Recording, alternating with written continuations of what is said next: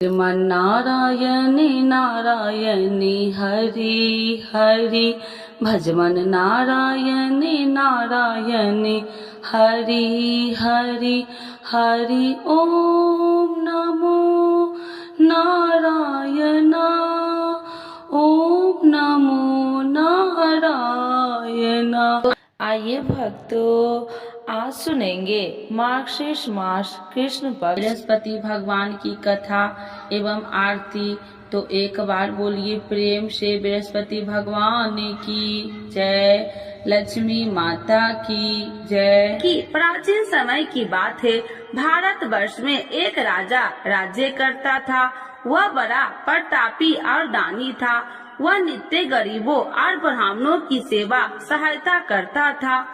वह प्रतिदिन मंदिर में भगवान दर्शन करने जाता था, लेकिन यह उसकी रानी को अच्छा न लगता। न वह व्रत करती और न ही किसी को एक पैसा दान में देती। राजा को भी ऐसा करने से मना किया करती। एक समय की बात है कि राजा शिकार खेलने वन को चले गए। घर पर रानी और दासी थी। उस समय गुरु बृहस्पति साधु का रूप धारण कर राजा के दरवाजे पर भिक्षा मांगने आए। साधु ने रानी से भिक्षा मांगी तो वह कहने लगी, हे साधु महाराज, मैं इस दान और पुण्य से तंग आ गई हूँ। आप कोई ऐसा उपाय बताए जिससे यह सारा धन नष्ट हो जाए और मैं आराम से रह सकूं। साधु रूपी बृहस्पति देव ने कहा, हे देवी, तुम बड़ी विचित्र हो। संतान और धन से भी कोई दुखी होता है। अगर तुम्हारे पास अधिक धन है तो इसे शुभ कार्यों में लगाओ, जिससे तुम्हारे दोनों लोक सुधरे। परंतु साधु की इन बातों से रानी खुश नहीं हुई। उसने कहा कि मुझे ऐसे धन की आवश्यकता नहीं जिसे मैं दान में दूं तथा जिसको संभालने में ही मेरा सारा समय नष्ट हो जाए। साधु ने कहा, यदि तुम्हारी ऐसी इच्छा है तो जैसे मैं तुम्हें बताता हूँ तुम वैसे ही करना। बृहस्पतिवार के दिन तुम घर को गोबर से लिपना, अपने केसे को पीली मिट्टी से धोना, केसे को धोते समय स्नान करना, राजा से हजामत बनाने को कहना, भोजन में मांस मदिरा खाना, कपड़ा धोबी के यहाँ धुलने डालना। इस प्रकार 7 बृहस्पतिवार करने से तुम्हारा समस्त धन नष्ट हो जाएगा। इतना कहकर साधु बने बृहस्पति देव अंतर ध्यान हो गए। साधु के कहे अनुसार करते हुए रानी को केवल 3 बृहस्पतिवार ही बीते थे कि उसकी समस्त धन संपत्ति नष्ट हो गई। भोजन के लिए परिवार तरसने लगा। एक दिन राजा रानी से बोला, हे रानी, तुम यहीं रहो, मैं दूसरे देश को जाता हूँ, क्योंकि यहाँ पर मुझे सभी जानते हैं, इसीलिए मैं कोई छोटा कार्य नहीं कर सकता। ऐसा कहकर राजा परदेश चला गया। वहाँ वह जंगल से लकड़ियाँ काट कर लाता और शहर में बेचता। इस तरह वह अपना जीवन व्यतीत करने लगा। इधर राजा के बिना रानी और दासी दुखी रहने लगी। एक समय जब रानी और दासियों को 7 दिन बिना भोजन के रहना पड़ा तो रानी ने अपनी दासी से कहा, हे दासी, पास ही के नगर में मेरी बहन रहती है, वह बड़ी धनवान है, तू उसके पास जा और कुछ ले आ ताकि थोड़ा बहुत गुजर बसर हो जाए। दासी रानी की बहन के पास गई। उस दिन बृहस्पतिवार था। रानी की बहन उस समय बृहस्पतिवार की कथा सुन रही थी। दासी ने रानी की बहन को अपनी रानी का संदेश दिया, लेकिन रानी की बहन ने कोई उत्तर नहीं दिया। जब दासी को रानी की बहन से कोई उत्तर नहीं मिला तो वह बहुत दुखी हुई। उसे क्रोध भी आया। दासी ने वापस आकर रानी को सारी बात बता दी। सुनकर रानी ने अपने भाग्य को कोसा। उधर रानी की बहन ने सोचा कि मेरी बहन की दासी आई थी, परंतु मैं उससे नहीं बोली, इससे वह बहुत दुखी हुई होगी।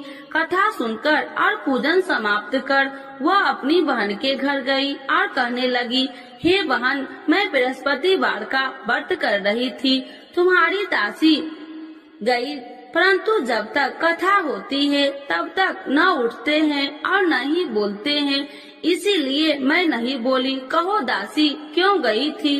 रानी बोली, बहन हमारे घर अनाज नहीं था। ऐसा कहते कहते रानी की आंखें भर आई। उसने दासियों समेत भूखा रहने की बात भी अपनी बहन को बता दी। रानी की बहन बोली, बहन देखो बृहस्पति देव भगवान सबकी मनोकामना पूर्ण करते हैं।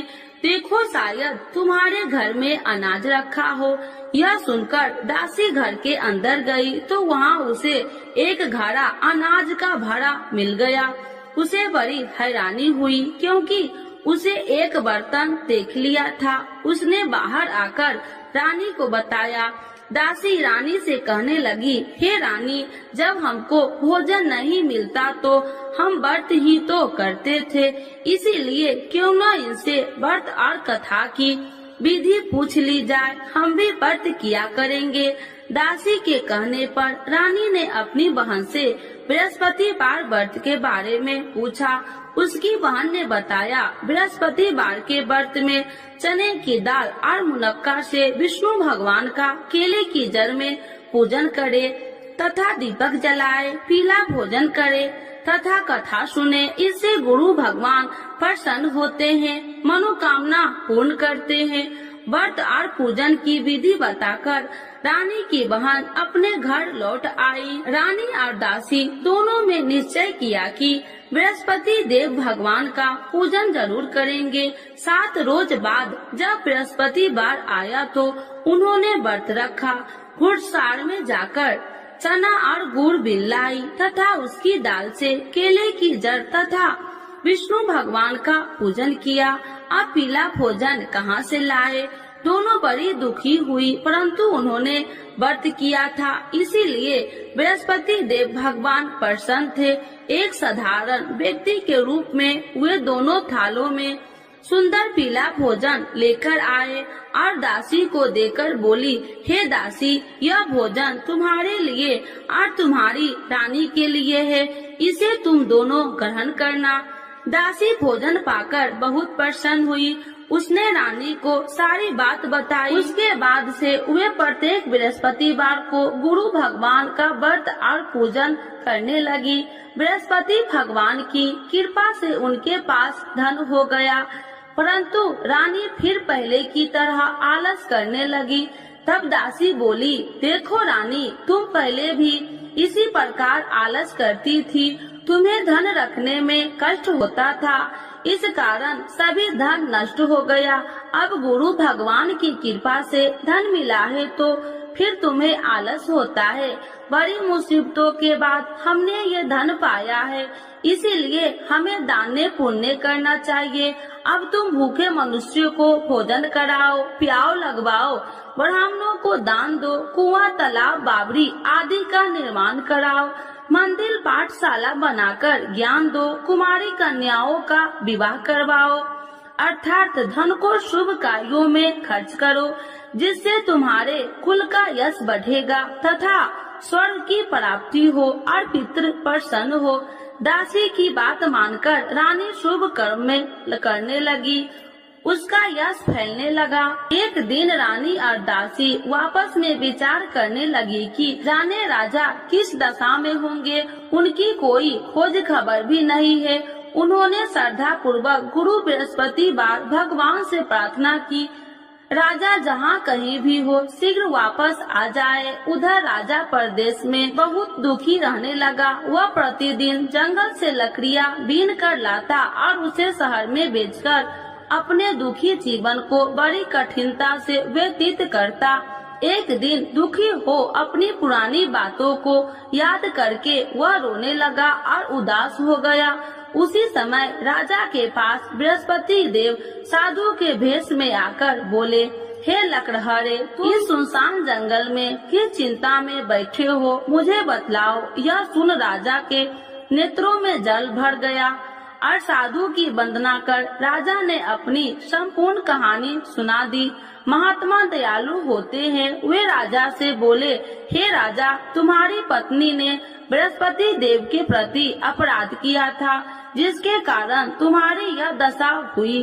अब तुम चिंता मत करो, भगवान तुम्हें पहले से अधिक धन देंगे। देखो तुम्हारी पत्नी ने बृहस्पतिवार का व्रत प्रारंभ कर दिया है।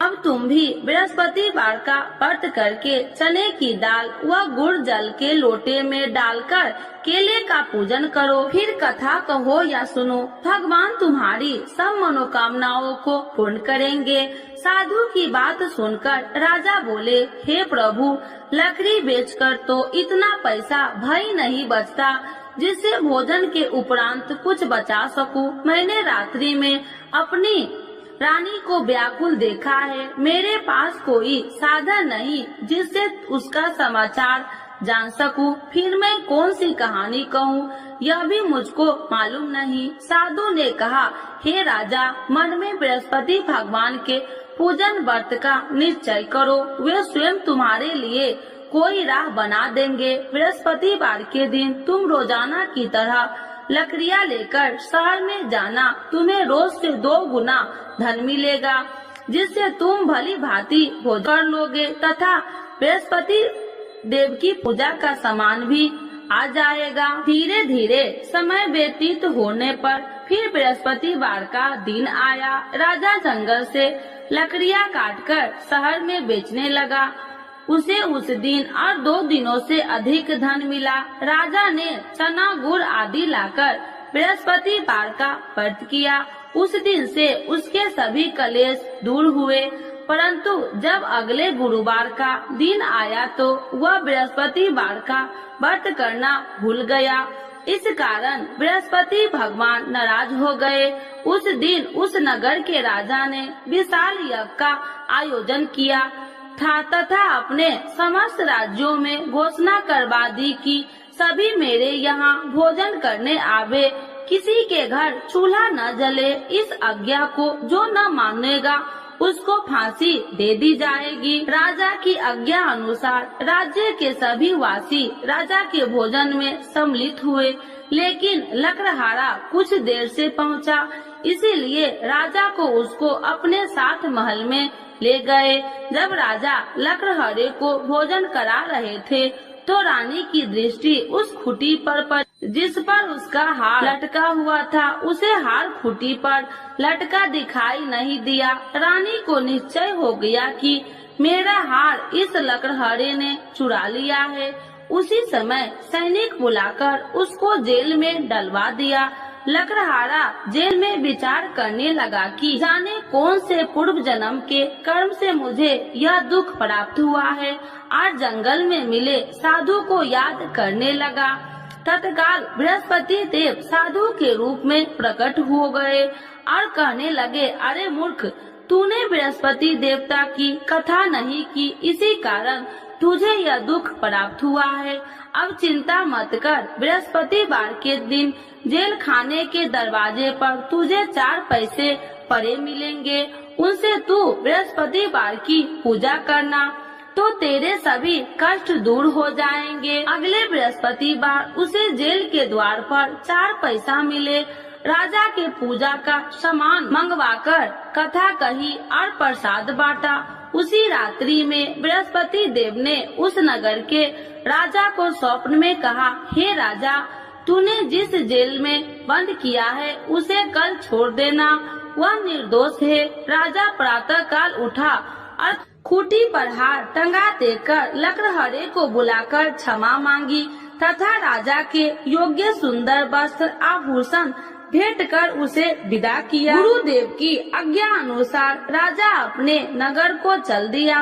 राजा जब नगर के निकट पहुंचा तो उसे बड़ा ही आश्चर्य हुआ। नगर में पहले से अधिक बाग, तालाब और कुएं तथा बहुत सी धर्मशालाएं, मंदिर आदि बने हुए थे। राजा ने पूछा कि यह किसका बाग और धर्मशाला है।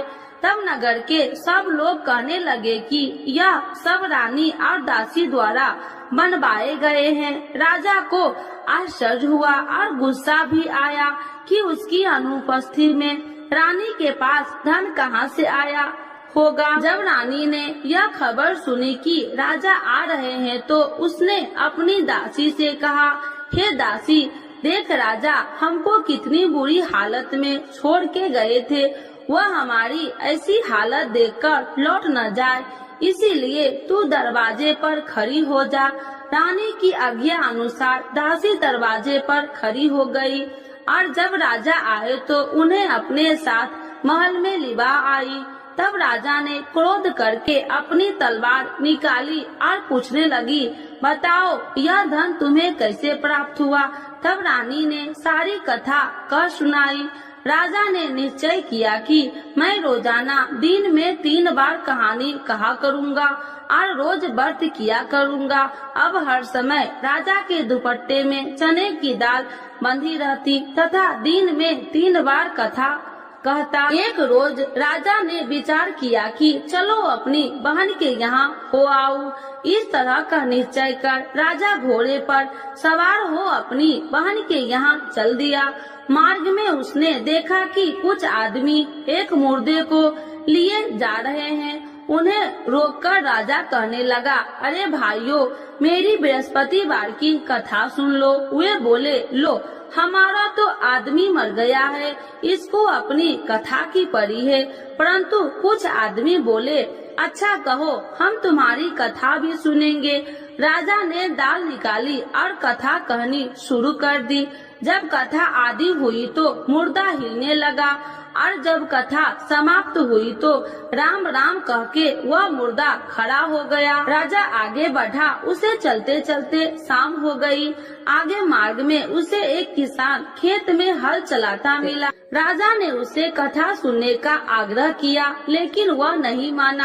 राजा आगे चल पड़ा। राजा के हटते ही बैल पछाड़ खाकर गिर गए तथा किसान के पेट में बहुत जोर से दर्द होने लगी। उसी समय किसान की माँ रोटी लेकर आई। उसने जब देखा तो अपने पुत्र से सब हाल पूछा। बेटे ने सभी हाल बता दिया। बुढ़िया दौड़ी दौड़ी उस घुड़सार के पास पहुँची और उसने बोली, मैं तेरी कथा सुनूंगी, तू अपनी कथा मेरे खेत पर ही चलकर कहना। राजा ने लौटकर बुढ़िया के खेत पर जाकर कथा कही, जिसके सुनते ही बैल खड़े हो गए तथा किसान के पेट का दर्द भी बंद हो गया। राजा अपनी बहन के घर पहुंच गया। बहन ने भाई को खूब मेहमानबाजी की। दूसरे रोज प्रातः काल राजा जागा तो वह देखने लगा कि सब लोग भोजन कर रहे हैं। राजा ने अपनी बहन से जब पूछा, ऐसा कोई मनुष्य नहीं है जिसने भोजन नहीं किया हो, जो मेरी बृहस्पतिवार की कथा सुन ले। बहन बोली, हे भैया, यह देश ऐसा ही है। यहाँ लोग पहले भोजन करते हैं, बाद में कोई अन्य काम करते हैं। फिर वह एक कुम्हार के घर गई, जिसका लड़का बीमार था। उसे मालूम हुआ कि उसके यहाँ 3 दिन से किसी ने भोजन नहीं किया है। रानी ने अपने भाई की कथा सुनने के लिए कुम्हार से कहा। वह तैयार हो गया। राजा ने जाकर बृहस्पतिवार की कथा कही, जिसको सुनकर उसका लड़का ठीक हो गया। अब तो राजा को प्रशंसा होने लगी। एक दिन राजा ने अपनी बहन से कहा, हे बहन, अब मैं अपने घर जाऊंगा, तुम भी तैयार हो जाओ। राजा की बहन ने अपनी सास से अपने भाई के साथ जाने की आज्ञा मांगी। सास बोली, हाँ चली जा, मगर अपने लड़कों को मत ले जाना, क्योंकि तेरे भाई के कोई संतान नहीं है। बहन ने अपने भाई से कहा, हे भैया, मैं तो चलूंगी, मगर कोई बालक नहीं चलेगा। अपनी बहन को भी छोड़कर दुखी मन से राजा अपने नगर को लौट आया। राजा ने अपनी रानी से सारी कथा बताई और बिना भोजन किए वह सैया पर लेट गया। रानी बोली, हे प्रभु, बृहस्पति देव ने हमें सब कुछ दिए हैं, वे हमें संतान अवश्य देंगे। उसी रात बृहस्पति देव ने राजा को स्वप्न में कहा, हे राजा, उठ, सभी सोच त्याग दे, तेरी रानी गर्भवती है। राजा को यह जानकर बड़ी खुशी हुई। 9वें महीने में रानी के गर्भ से एक सुंदर पुत्र पैदा हुआ। तब राजा बोला, हे रानी, स्त्री बिना भोजन के रह सकती है, परंतु बिना कहे नहीं रह सकती। जब मेरी बहन आए तो तुम मुझसे कुछ मत कहना। रानी ने हाँ कर दी। जब राजा की बहन ने यह शुभ समाचार सुना तो वह बहुत खुशी हुई तथा बधाई लेकर अपने भाई के यहाँ आई। रानी ने तब उसे आने का उलाहना दिया।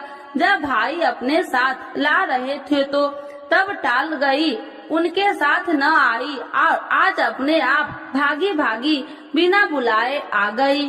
तो राजा की बहन बोली, भाई मैं इस प्रकार न कहती तो तुम्हारे घर औलाद कैसे होती। बृहस्पति देव सभी मनोकामनाएं पूर्ण करते हैं। जो श्रद्धा भाव पूर्वक बृहस्पति वार का व्रत करता है एवं कथा पढ़ता है अथवा सुनता है और दूसरों को सुनाता है, बृहस्पति देव उसकी सभी मनोकामनाएं पूर्ण करते हैं, उनकी सदैव रक्षा करते हैं। जो संसार में सद्भावना से गुरुदेव का पूजन एवं व्रत सच्चे हृदय से करते हैं, उनकी सभी मनोकामनाएं वैसे ही पूर्ण होती है जैसे सच्ची भावना से रानी और राजा ने बृहस्पति देव की कथा का गुणगान किया तो उनकी सभी इच्छाएं बृहस्पति देव जी ने पूर्ण की। अनजाने में भी बृहस्पति देव की उपेक्षा न करे, ऐसा करने से सुख शांति नष्ट हो जाती है। इसीलिए सबको कथा सुनने के बाद प्रसाद लेकर जाना चाहिए। हृदय से उनका नमन करते हुए जयकारा बोलना चाहिए। तो एक बार बोलिए प्रेम से बृहस्पति भगवान की जय, विष्णु भगवान की जय, लक्ष्मी माता की जय। आरती श्री बृहस्पति देव की। ओम जय बृहस्पति देवा, स्वामी जय बृहस्पति देवा। छीने छीने भोग लगाऊं, छीने छीने भोग लगाऊं, कदली फल में बा। ओम जय बृहस्पति देवा, तुम्हें पूरन परमात्मा, तुम्हें अंतर्यामी, स्वामी तुम्हें अंतर्यामी। जगत पिता जगदीश्वर, जगत पिता जगदीश्वर, तुम सबके स्वामी। ओम जय बृहस्पति देवा, चरणामृत निज निर्मल, सब पातक हरिता, स्वामी सब पातक हरिता। सकल मनोरथ दायकी, सकल मनोरथ दायकी, कृपा करो भरता। ओम जय बृहस्पति देवा, तन मन धन अर्पण कर, जो जन शरण पड़े, स्वामी जो जन शरण पड़े। प्रभु प्रकट तब हो कर, प्रभु प्रकट तब हो कर, आकर द्वार खड़े। ओम जय बृहस्पति देवा, दीन दयाल दयानिधि, भक्तन हितकारी, स्वामी भक्तन हितकारी।